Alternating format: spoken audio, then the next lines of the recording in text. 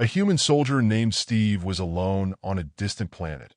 His mission was to protect that planet from possible invaders. For now, his routine was monotonous. The outpost, a solitary fortress of steel and reinforced alloys, stood resolute against the backdrop of a barren, violet-hued landscape. The planet, designated PX-947 by the United Earth Federation, was strategically vital, a choke point in the vast galactic expanse.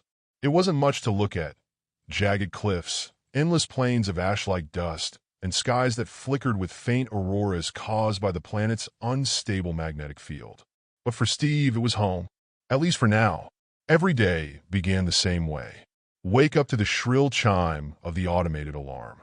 Suit up in his exo-armor, its servos whining faintly as it adjusted to his movements. Run diagnostics on the perimeter defenses, auto turrets, drone patrols, and seismic sensors buried deep beneath the surface. Then came hours of silence, broken only by the occasional crackle of static from his comms unit or the distant howl of wind sweeping across the desolate terrain. Steve didn't mind the solitude. In fact, he preferred it. He'd seen enough of humanity's chaos during his years in the Federation Marines. The sprawling megacities choking on their own ambition, political squabbles that turned into full-blown wars, and the endless bureaucracy that came with being part of a species that had spread to hundreds of star systems. Here, on PX-947, there were no politicians barking orders, no civilians to protect, no collateral damage to worry about. Just him and his mission: hold the line. The monotony was almost meditative, until it wasn't. It started subtly, a faint blip on the motion sensors one morning as Steve sipped his bitter ration-packed coffee. He frowned at the holographic display hovering above his wrist console. The sensors were calibrated to detect anything larger than a rodent within a 5-kilometer radius. PX-947 wasn't supposed to have any native fauna beyond some microscopic organisms in its subterranean lakes. Yet there was movement. Probably a glitch, Steve muttered to himself, though he didn't believe it. The equipment was too reliable for that. He grabbed his rifle, a sleek piece of human engineering designed to function in any environment, and stepped outside the outpost's airlock. The wind greeted him like an old adversary, tugging at his armor as he scanned the horizon through his helmet's visor. Nothing but dust and rock as far as the eye could see.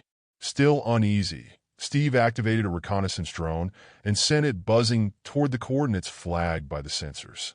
The drone's feed streamed directly into his visor. Jagged rocks, more dust, shadows stretching long under PX-947's twin suns, and then something moved. It was quick, too quick for him to get a clear look, but it was enough to set every nerve in Steve's body on edge. He tightened his grip on his rifle as he recalled the briefing he'd received before being deployed here. PX-947 is considered low risk, but strategically significant due to its proximity to alien-controlled territories. Low risk didn't mean no risk. The drone circled back without incident, its scans inconclusive. Whatever had triggered the motion sensors had either vanished or wasn't detectable by standard equipment. Steve returned to the outpost, but couldn't shake the feeling that something was watching him. Over the next few days, more anomalies appeared.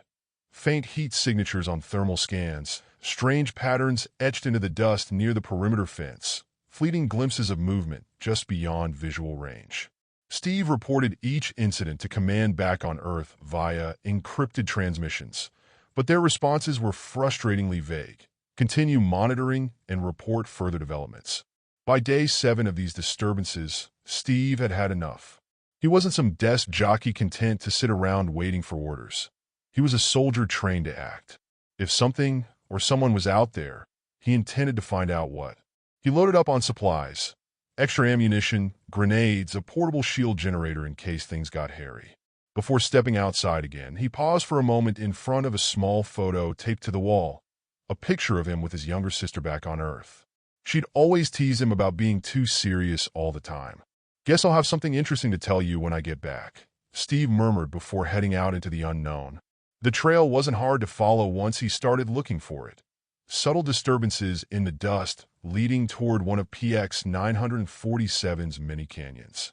As he descended into its shadowy depths, Steve couldn't shake the feeling that he was being herded like prey into a trap. And then he saw them. They emerged from behind jagged rocks like wraiths. Tall figures clad in armor that shimmered like liquid metal under PX 947's dim light. Their faces were obscured by helmets with glowing visors that pulsed rhythmically like beating hearts. There were 6 of them at first glance. Aliens unlike any Steve had encountered before. For a moment, neither side moved. Then one of them raised an arm, a gesture that might have been intended as peaceful if not for what followed. A sudden burst of energy from a device mounted on its wrist that narrowly missed Steve's head and left a smoking crater in the rock behind him. Steve didn't hesitate. Years of combat training kicked in as he dove for cover and returned fire with precision honed through countless battles. His rifle barked loudly in defiance against these intruders who dared set foot on his planet. The fight was brutal and chaotic, plasma bolts scorching through air thick with dust kicked up by explosions, grenades detonating with deafening roars, flashes of light illuminating grim faces locked in mortal combat. But Steve held his ground because that's what humans did best. Endure when others would falter, adapt when others would break, fight when others would flee. By nightfall, or what passed for nightfall on PX 947, the canyon was silent once more except for Steve's labored breathing as he surveyed what remained. 6 alien corpses sprawled across blood-stained rocks, and 1 human soldier still standing amidst it all. This wasn't over, not by a long shot, but if these aliens thought humanity would roll over without a fight, they were about to learn just how wrong they were. Steve stood atop the observation deck of the outpost. His visor darkened against the glare of PX 947's twin suns. The air was still, unnaturally so, as if the planet itself were holding its breath. Days had passed since the skirmish in the canyon, and though he had emerged victorious, the uneasy silence that followed had done little to soothe his nerves. The aliens he had faced were unlike anything in the Federation's extensive database, a mystery wrapped in hostility. Their technology was advanced, their tactics precise, and their intentions unmistakable. They hadn't come for diplomacy. He knew something larger was coming. He could feel it in his bones, a primal instinct honed by years of combat. PX 947 wasn't just a strategic choke point. It was a prize. And prizes didn't go unchallenged for long. It began as a faint shimmer in the sky, barely noticeable against the swirling auroras that danced across the planet's upper atmosphere. Steve's visor picked it up first, highlighting the anomaly with a faint red outline. He zoomed in, his heart sinking as he realized what he was looking at: ships. Dozens of them. No, hundreds. They emerged from subspace like predators slipping through shadows, their hulls matte black and bristling with weaponry. These weren't sleek, elegant vessels designed for exploration or trade. They were warships, brutal and utilitarian in design. Each one was a fortress unto itself, built not just to survive battle, but to dominate it. Their shapes were jagged and angular, like shards of obsidian torn from some hellish world and forged into instruments of destruction. Steve's HUD immediately began cataloging them, running scans and comparing them against known alien fleets. The results came back inconclusive. No matches found. But Steve didn't need a database to tell him what he already knew. These were Death Worlders. The term was whispered with equal parts fear and awe across human-controlled space. Death Worlders weren't just aliens from hostile environments. They were survivors of planets so inhospitable that even the hardiest human colonies wouldn't last a week on them. Planets where gravity crushed weaker species into pulp, where storms raged with winds capable of shredding steel, where predators hunted with intelligence and malice that rivaled sentient beings. To thrive on such worlds required more than just strength or resilience. It required ruthlessness. And now they were here. Steve watched as the fleet settled into orbit above PX 947 like a swarm of vultures circling a dying animal. Their presence alone was an act of aggression, an unspoken declaration that this planet no longer belonged to humanity, but to them. Yet they didn't attack immediately. Instead, they hovered there in eerie silence, their engines glowing faintly like embers waiting to ignite. "Command," Steve said into his comms, his voice steady despite the adrenaline surging through his veins. "This is Outpost PX 947. We've got incoming hostiles, classification unknown, but likely Death Worlders. Fleet size, approximately 200 vessels." There was a pause on the other end before a voice crackled through the static. "Acknowledged, PX 947.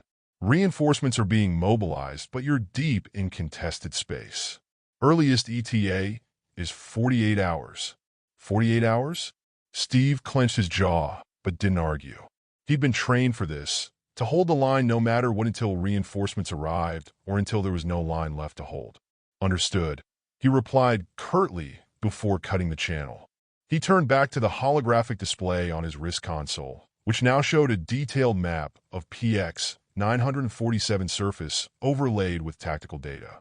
The outpost defenses were formidable. Auto turrets capable of shredding infantry and light vehicles, missile batteries designed to take down low-flying aircraft, and an energy shield powered by a fusion core buried deep beneath the facility. But against an armada like this, it would be like trying to stop an avalanche with a snow shovel. Still, Steve wasn't about to roll over and die without a fight. He activated every defensive system at his disposal, bringing the outpost to full combat readiness. The auto turrets swiveled into position with mechanical precision. Drones buzzed to life and began patrolling the perimeter. Missile silos opened with ominous hisses as their payloads locked onto potential targets in orbit. The Death Worlder fleet remained motionless above him, their silence more unnerving than any barrage of firepower could have been. It was psychological warfare at its finest, a reminder that they controlled the battlefield now and could strike whenever they pleased. Steve paced back and forth inside the command center, his mind racing through countless scenarios. Why hadn't they attacked yet? Were they waiting for reinforcements of their own? Testing his defenses? Or perhaps this was some kind of twisted game to them, a way to savor their impending victory. He thought back to the canyon skirmish days earlier.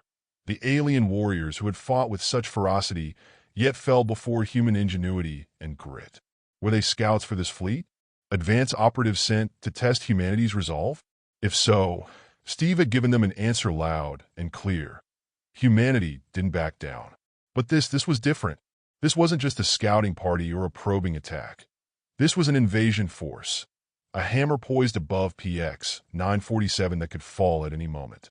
The hours dragged on as Steve waited for their next move, every second stretching into an eternity. He double-checked every system twice over, ensuring there were no weak points in the outpost defenses while mentally preparing himself for what was to come. And still, the Death Worlders waited. It wasn't fear that kept them at bay. Steve knew that much instinctively, but something else entirely: calculation. They weren't rushing into battle blindly because they didn't need to. They held all the cards now and could afford to bide their time while Steve burned through his limited resources maintaining full combat readiness. But if they thought he'd break under pressure, if they believed humanity would crumble before their overwhelming might, they were about to learn just how wrong they were. Because Steve wasn't just fighting for himself or even PX 947. He was fighting for every human colony scattered across the stars, for every man, woman, and child who refused to bow before alien tyrants no matter how powerful they seemed. And if these Death Worlders wanted a war, well then, Steve would give them one they'd never forget. Steve paced the length of the command center, his boots clanging against the reinforced alloy floor. Every instinct screamed at him to act, to strike first, to remind these Death Worlders that humanity didn't cower in the face of overwhelming odds. The waiting was unbearable. The fleet above loomed like a storm cloud, blotting out the twin suns of PX 947, their shadows stretching long across the barren landscape. It was a silent taunt, a show of dominance meant to erode his resolve. But Steve wasn't built to break. Humans weren't built to break. He stared at the holographic display on his wrist console, his mind racing through tactical options. The outpost's defensive systems were primed and ready, their targeting algorithms locked onto the smaller ships that had begun to descend into low orbit.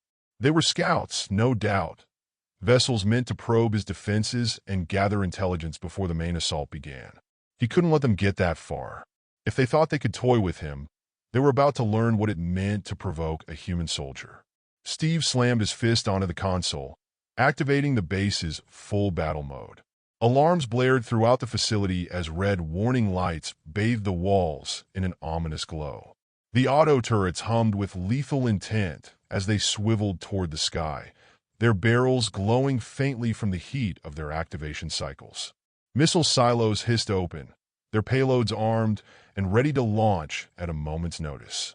Drones buzzed like angry hornets as they took flight, their sleek forms cutting through the dusty air.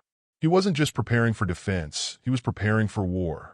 The engineers who had designed this outpost had done so with one purpose in mind: to make it a fortress capable of holding off an army. Every system, every weapon, every line of code in its AI-driven defenses was a testament to human ingenuity and determination. Steve had always admired that about his species, their ability to create something extraordinary even in the face of impossible odds. But admiration wouldn't win this fight. Action would. Steve donned his exo-armor with practiced efficiency, each piece locking into place with a satisfying click. The suit was a marvel of human engineering, lightweight yet durable, its servos enhancing his strength and speed tenfold. It wasn't just armor. It was an extension of himself, a tool designed to turn one man into an army. He slung his rifle over his shoulder and grabbed additional gear: grenades, EMP charges, and a portable railgun, a weapon so powerful it could punch through starship hulls if aimed correctly. He wasn't going to play it safe. Not now. Not when humanity's reputation was on the line. All right, he muttered under his breath as he stepped out onto the observation deck, the wind whipping around him like an invisible adversary. Let's see how tough you really are. Above him, the smaller ships began their descent, their engines glowing like malevolent stars against PX 947's violet sky. They were sleek and predatory in design, their hulls bristling with weapons that glinted menacingly in the light of the auroras. They moved with precision, spreading out into a formation that encircled the outpost from above, a tactic meant to intimidate and overwhelm. Steve smirked beneath his helmet. Intimidation might work on lesser species, but not on humans, not on him. He raised his rifle and took aim at one of the ships through his visor's targeting reticle. The HUD displayed its trajectory and speed in real time, calculating the perfect moment to fire. His finger hovered over the trigger for a split second before he squeezed it. The rifle barked loudly as it unleashed a high-velocity round that streaked through the air like a comet. It struck true, hitting one of the ship's engines and sending it spiraling out of control before it exploded in a brilliant flash of light and debris. First blood, Steve muttered with grim satisfaction as he watched the wreckage plummet toward the surface. The other ships reacted immediately, breaking formation and scattering like startled birds. But Steve wasn't done yet. Not by a long shot. Auto turrets online, he commanded through his suit's interface. The turrets roared to life, their barrels spitting streams of molten metal at the descending ships. One by one, they fell from the sky, some exploding mid-air in fiery bursts while others crashed into PX 947's rocky terrain with earth-shaking impacts. Steve didn't stop there. He activated one of the missile batteries, targeting a cluster of ships attempting to regroup on the far side of the outpost. The missiles launched with deafening roars, leaving trails of smoke as they arced toward their targets. Moments later, explosions lit up the horizon like miniature supernovas. Despite their losses, some of the ships managed to return fire, plasma bolts streaking toward Steve's position with blistering speed.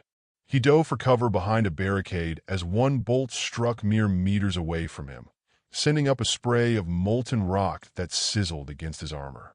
Close, he muttered as he peeked over the barricade and fired another shot at an approaching ship.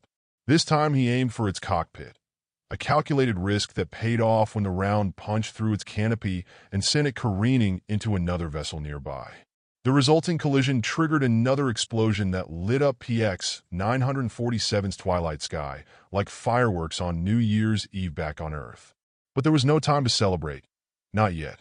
The remaining ships began pulling back toward orbit, a tactical retreat designed to regroup and reassess after encountering unexpected resistance from what they likely assumed was an abandoned outpost or an easy target. Steve stood amidst smoking wreckage and scattered debris as he watched them retreat through narrowed eyes. "You're not getting away that easily," he growled before turning back toward one of the railguns mounted on top of the outpost's main tower. With practiced efficiency born from years of training and experience under fire, Steve climbed up toward its controls while issuing commands through his suit's interface. "Targeting system online. Lock onto retreating vessels. Fire." The railgun hummed ominously before unleashing its payload, a projectile traveling at hypersonic speeds that tore through two fleeing ships in quick succession before continuing its deadly trajectory into orbit beyond PX 947's atmosphere. For now, silence returned once more, but Steve knew better than to assume victory so soon. This was only round one, and humanity had just made its opening statement loud and clear. "We don't back down." The base groaned under the relentless assault. Plasma bolts streaked through the air, slamming into the outpost's reinforced walls and sending showers of molten metal cascading to the ground. The Death Worlders had retaliated with ferocity, their smaller ships darting in and out like predatory birds, strafing the base with precision fire. Explosions rocked the facility as sections of its outer defenses crumbled under the onslaught. Smoke billowed into PX 947's violet sky, and alarms screamed in protest as systems overloaded and failed one by one. Steve didn't flinch. He wasn't kidding when he said humanity didn't break. The base might have been cracking at its edges, but his resolve was unshakable. If anything, the attack only hardened his determination. He was alone, yes, but he was human, and humans didn't know how to quit. Structural integrity compromised on Sectors 3 and 5, the outpost's AI reported in its cold, clinical tone. Enemy forces breaching outer perimeter. Steve ignored it. His mind was already racing ahead, formulating a plan that would turn this desperate situation into an opportunity. The Death Worlders had made a critical mistake. They'd underestimated him. They thought they could overwhelm him with sheer numbers and firepower. But Steve wasn't about to sit back and let them dictate the terms of this fight. He sprinted through the smoke-filled corridors of the base, his exo-armor amplifying his speed and strength as he moved with purpose toward the vehicle bay. The facility shuddered around him as another explosion tore through its outer walls, but Steve didn't slow down. He had one shot at this, and hesitation wasn't an option. The vehicle bay doors hissed open to reveal his trump card, an ultra-fast, heavily fortified assault vehicle designed for situations exactly like this one. It was a marvel of human engineering, a sleek, angular beast bristling with weaponry and reinforced with layers of advanced composite armor. Its engine growled like a caged predator as Steve climbed into the cockpit and activated its systems.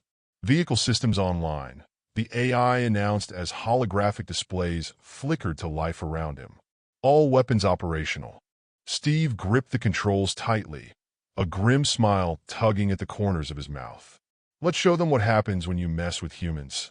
The assault vehicle roared to life, its tires screeching against the bay floor as it launched forward with explosive speed. Steve guided it out of the base and into the chaos beyond, where Death World's ships swarmed like angry hornets. The vehicle's targeting systems locked onto one of them, a sleek scout ship weaving through the air, and Steve fired without hesitation. A missile streaked from the vehicle's launcher, trailing smoke as it closed in on its target. The ship tried to evade, banking hard to the left, but it wasn't fast enough.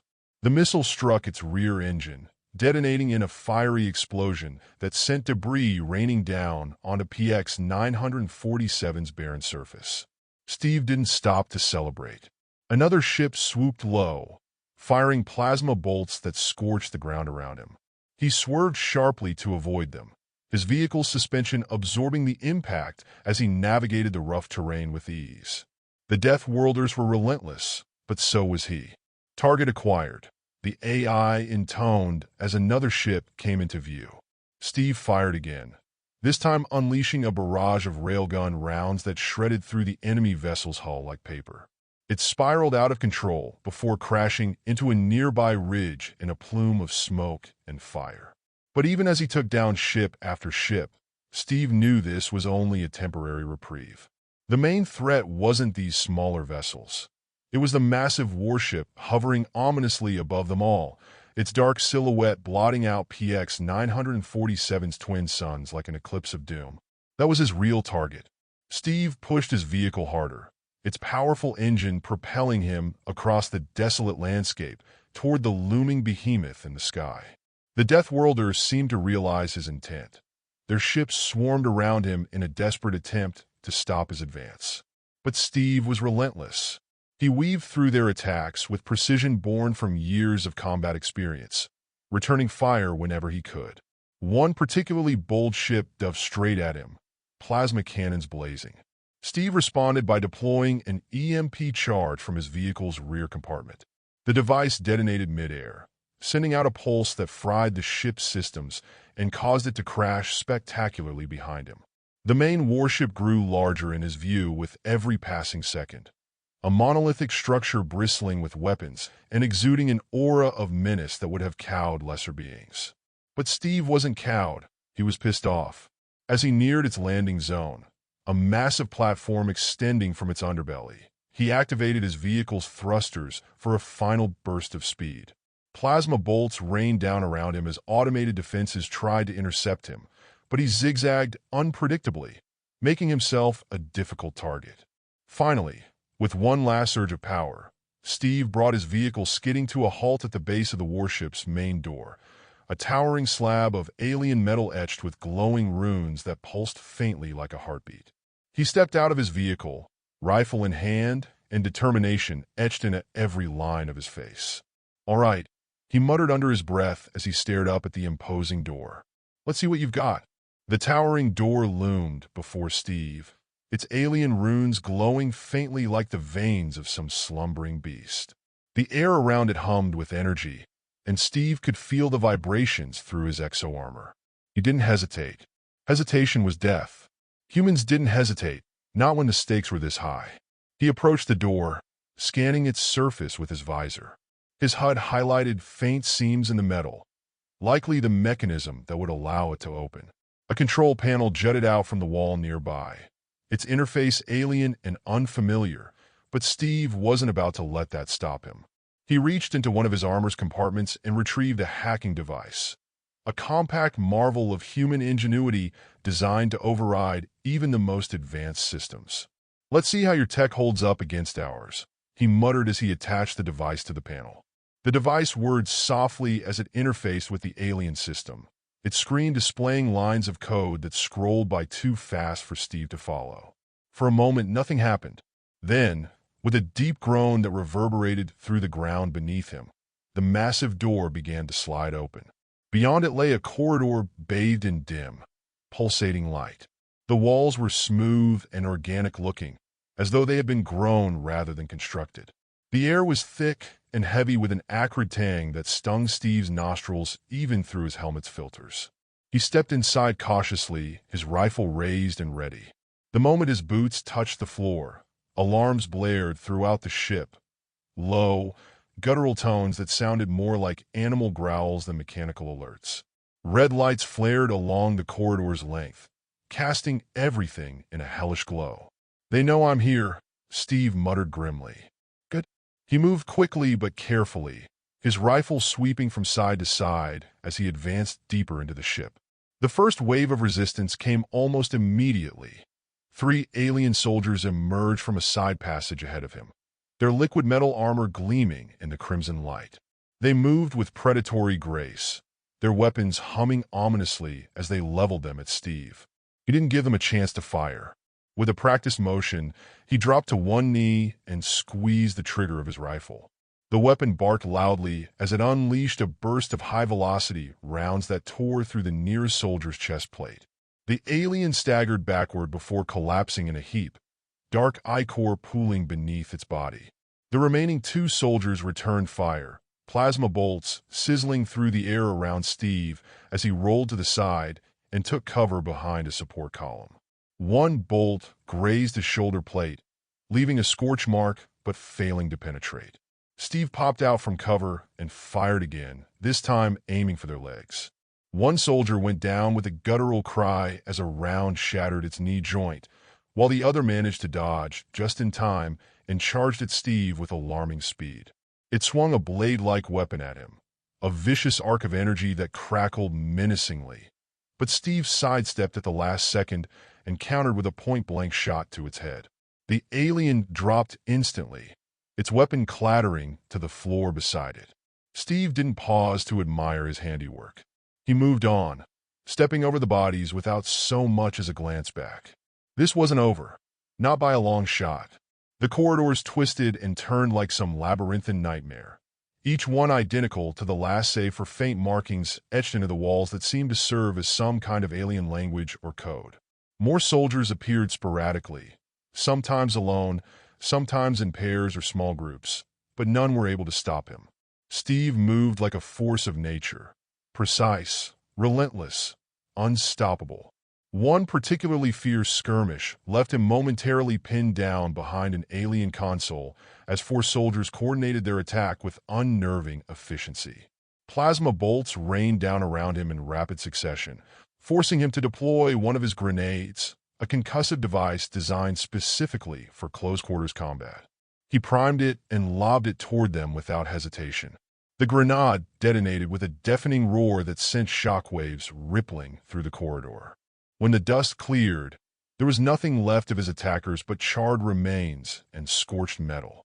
Still standing, Steve muttered under his breath as he reloaded his rifle and pressed on. Finally, after what felt like an eternity of bloodshed and destruction, he reached what could only be described as the ship's main room, a vast chamber dominated by an elevated platform at its center. The walls pulsed faintly, with an eerie bioluminescence that cast strange shadows across the floor. And there he was, the alien general. The figure stood tall on the platform, clad in armor even more elaborate than that of its soldiers. Its helmet resembled a predator's skull, complete with jagged edges that gave it an almost ceremonial appearance. In one hand it held an imposing weapon, a staff-like construct that crackled with arcs of energy, and in the other was what appeared to be some kind of command device covered in glowing runes. Steve stepped into the room without hesitation, his rifle trained on the general as their eyes, or what passed for eyes behind its helmet, locked onto each other across the chamber. For a moment, neither moved nor spoke. The air between them was electric with tension, a silent acknowledgement that this was no ordinary confrontation, but something far greater. 2 warriors representing 2 species locked in an existential struggle for dominance. Then, without warning, the general raised its staff and unleashed a bolt of energy, so powerful it illuminated the entire chamber like lightning splitting open a stormy sky. Steve dove to the side, just in time as the bolt struck where he had been standing moments earlier, leaving behind a smoking crater in the floor. "All right," he growled under his breath as he rolled back onto his feet and raised his rifle once more. "Let's dance." Their fight had begun, but neither had yet claimed victory. The alien general moved with a speed and precision that defied its towering frame, each step a calculated display of power. Its energy staff crackled with arcs of electricity that licked the air, illuminating the massive chamber in bursts of blinding light. Steve barely had time to dive behind a support pillar as another bolt of energy seared past him, striking the wall and sending shards of molten metal scattering across the floor. The heat was oppressive, the air thick with the acrid stench of burning alloys and alien ichor from the soldiers Steve had already dispatched. His breathing was heavy inside his helmet, but his focus was razor-sharp. Every muscle in his body screamed for rest, but there was no time for weakness. Not now, not when humanity's survival hung in the balance.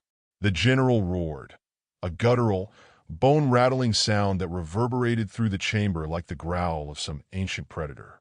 It raised its staff again, preparing another strike, but Steve wasn't about to let it dictate the pace of this fight. He darted out from cover, his rifle barking as he unleashed a volley of armor-piercing rounds aimed directly at the general's chest.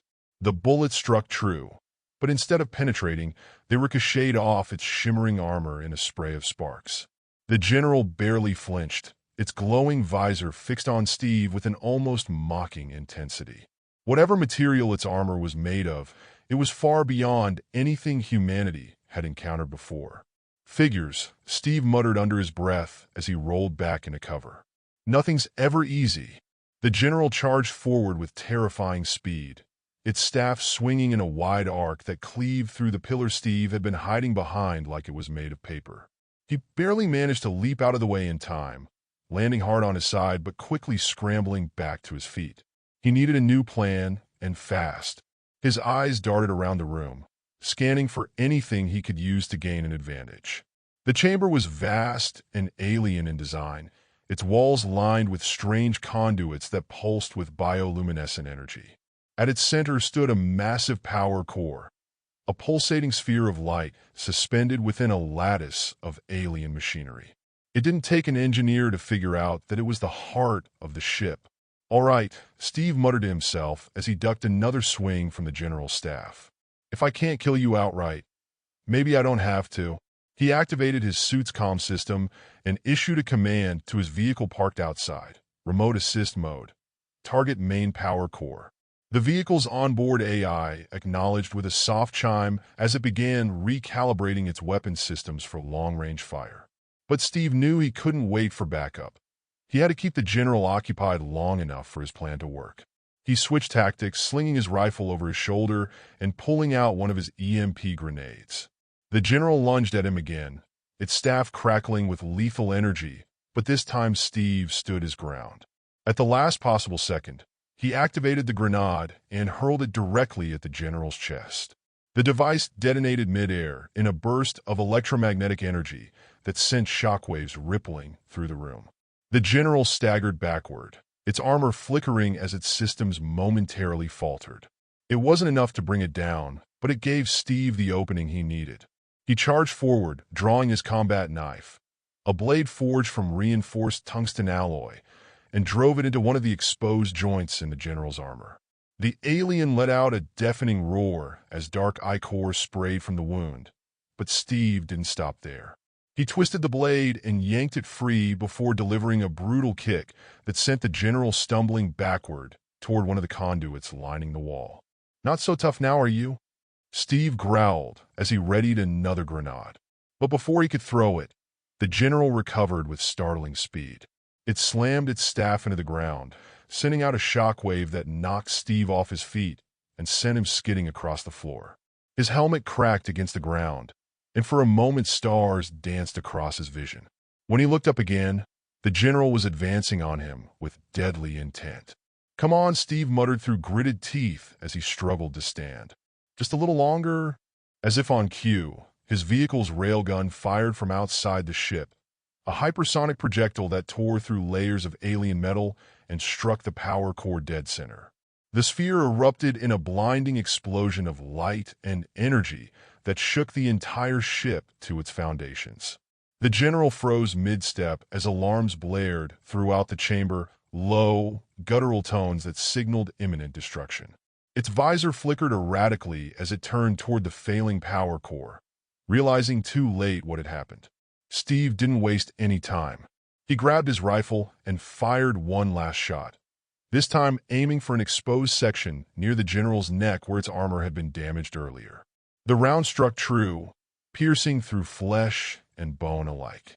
The general collapsed to its knees with a guttural snarl before falling forward onto the floor, lifeless at last. Steve didn't even have time to catch his breath before another explosion rocked the ship, sending chunks of debris raining down around him. The power core was going critical. If he didn't get out now, he'd go down with it. He sprinted toward an emergency hatch on the far side of the chamber, dodging falling debris and bursts of flame as he went. His suit's HUD guided him through twisting corridors until he finally emerged onto an exterior platform where his vehicle awaited him. "Time to go," he muttered as he climbed inside and gunned the engine.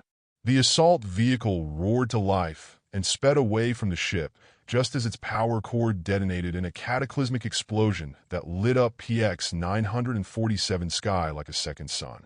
The shockwave rippled across the barren landscape, flattening everything in its path, but Steve's vehicle held firm thanks to its reinforced design. When it was over, all that remained of the Death World warship was a smoking crater where it had once hovered menacingly above PX 947 surface. Steve brought his vehicle to a halt atop a nearby ridge and stepped out to survey what was left. The battlefield was eerily silent now. The smaller ships had either fled or been destroyed during their failed assault on his base. He activated his comm system and sent an encrypted transmission back to Earth. "This is Outpost PX 947 reporting mission success. Enemy fleet neutralized. Hostile flagship destroyed." There was a pause before command responded. "Acknowledged PX 947. Reinforcements are en route to secure your position." Steve nodded silently as he looked out over PX 947's desolate landscape, his planet now scorched but still standing under human control. "Send them," he said finally. "Next time they come, and they will come, we'll be ready